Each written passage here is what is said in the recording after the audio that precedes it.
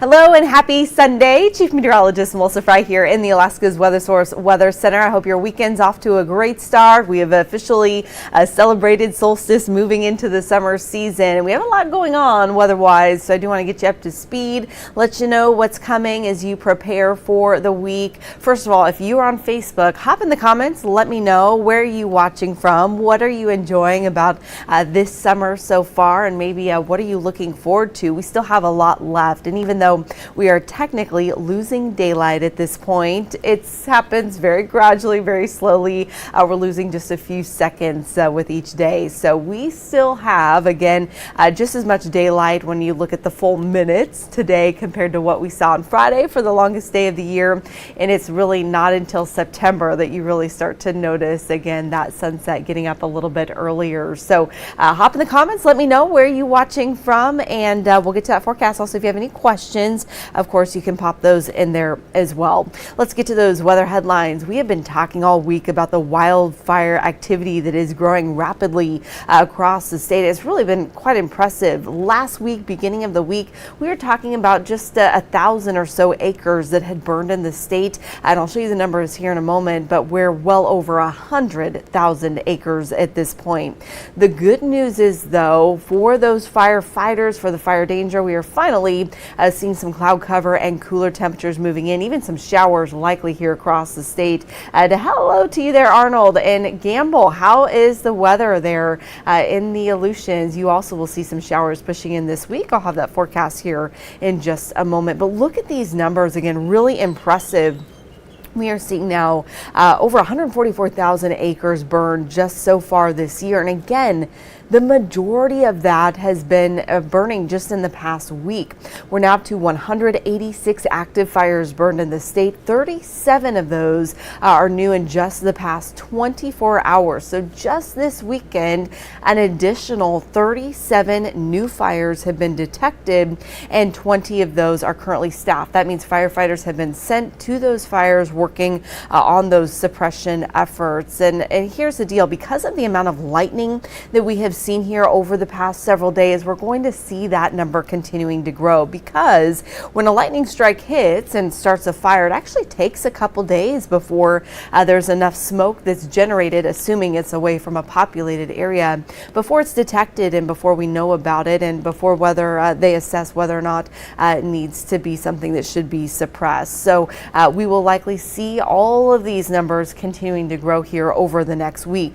High temperatures, did you notice? They're already dropping, with the exception of Southeast. Anyone tuning in from Juneau? 75 degrees today in Juneau, the warmest that we have seen there so far this season. We thought it was a slow start to this season in Anchorage and across South Central, but very much a slow start in Juneau. Again, very cool, wet conditions for most of this month, but again, seeing that turn just in time for solstice, seeing in a high temperature of 75 degrees there today. 60 in Anchorage. What a drop from where we were on solstice and the day before. In fact, Thursday was the warmest day we had seen so far this season, with a high temperature of 72 degrees. Into the interior, out of the 80s where you had been all week, now pushing into the upper 70s, but still seeing some of those warmer temperatures as you head out west. Kotzebue seeing a high temperature today of 65, and still in those mid to upper 50s all the way down the west coast. Now in Anchorage, 60 degrees today. That is 5 degrees below a normal high temperature for this time of year.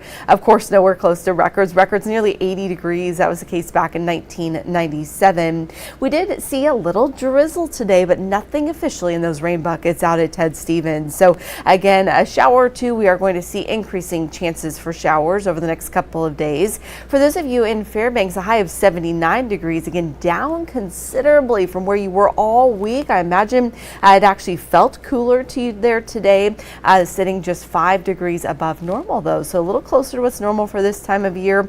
Records across the interior this time of year well into the 90s. The record for today's date, 92, was set back in 1987.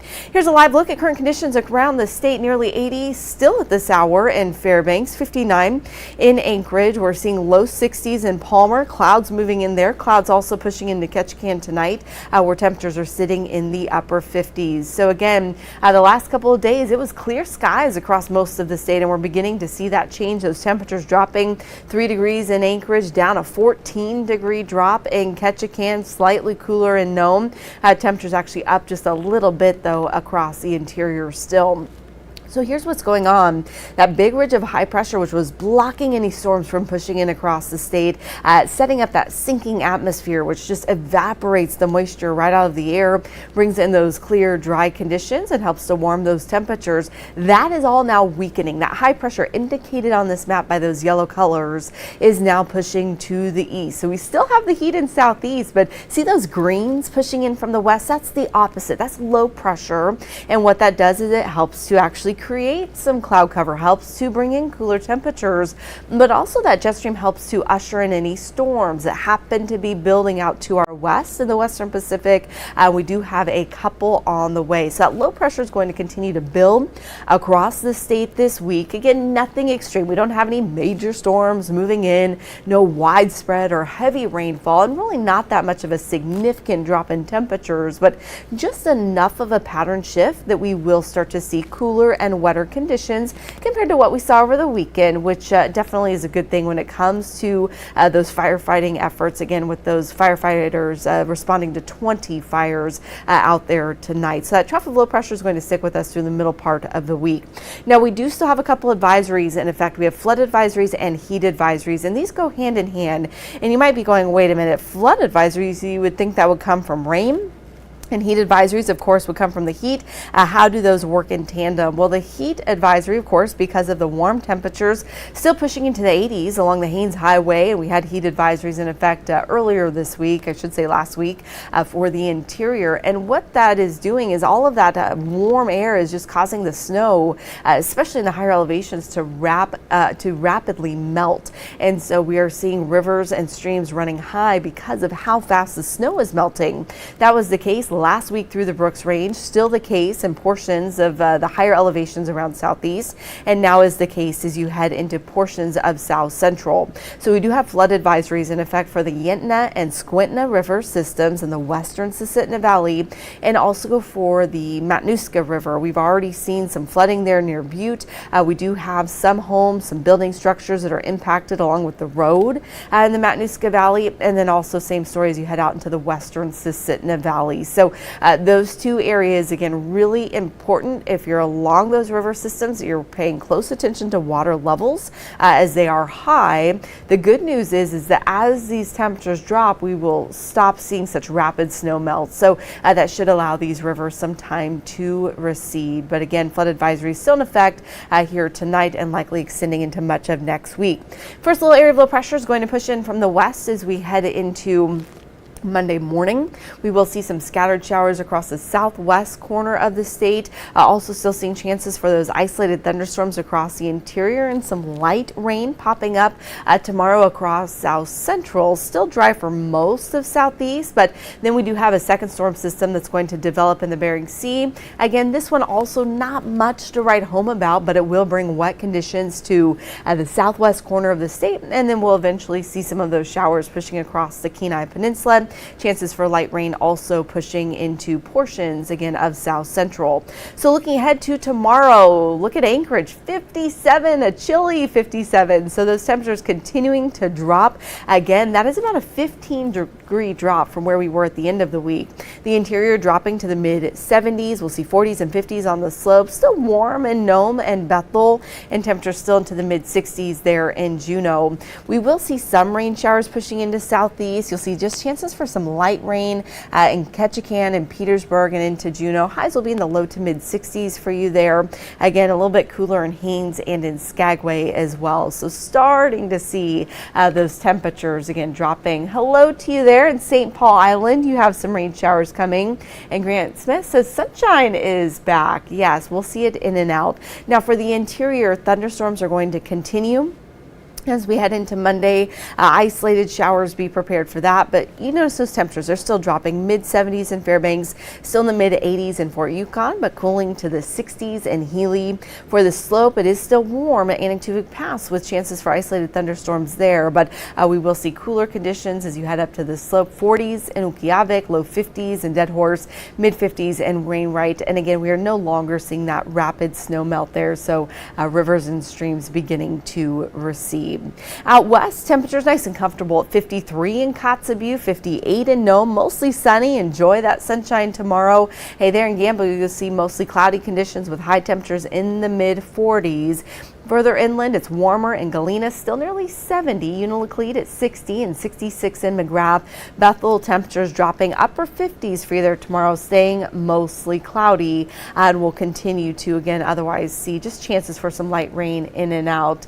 Hearing that in St. Paul, you'd rather have rain than this heavy, thick fog. So that'll be a nice chance to get a little improved visibility with this storm pushing in. No high winds in Gamble or St. Paul, but you will see it again, just some more movement than you have, so that's good. St. Paul tomorrow, you'll see high temperatures in the upper 40s, only dropping to the low 40s overnight. Otherwise, mostly cloudy. You'll see those rain showers more likely in Dillingham. Scattered showers throughout the Aleutians. Temperatures topping out in the low 50s. Watch out for those winds in ADAC, gusting around 25 miles per hour. And then we will see mostly cloudy conditions in Kodiak and Homer. Chances for some light rain in Seward tomorrow. You see temperatures have dropped back to the mid 50s out of those 70s. Across Prince William Sound, we'll see rain more likely for you, especially in Cordova, picking up nearly half of an inch of rain there tomorrow. High temperatures will be in the mid 50s up into the Copper River Basin. Temperatures dropping out of the 80s back to the upper 60s. This is one area that we have seen some very active fire conditions, so that will help bring up those humidities and bring down the temperatures. Through the valley, high temperatures back to the upper 50s and low 60s. Mostly cloudy for Monday. We'll see those scattered showers in Talkeetna, and then we'll also see, again, just chances for some light rain in Anchorage and Girdwood. Temperatures are not going to drop a whole lot tonight. Low 50s in Anchorage. High temperatures tomorrow back into those mid to upper 50s. Sunshine headed to the airport tomorrow for work. Good luck out there tomorrow.